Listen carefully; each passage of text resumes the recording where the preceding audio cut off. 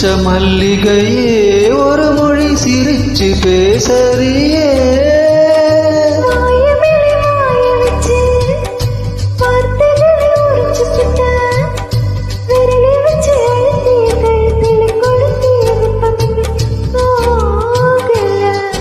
அடிவோம் போல செவப்பு இல்ல, கணுக்கால் கூட கருப்பு இல்ல, நீ தீண்டும் இடம் தித்திக்குமே, இனி பாக்கி உடம்பும் செய்ய வேண்டும் பாக்கியமே.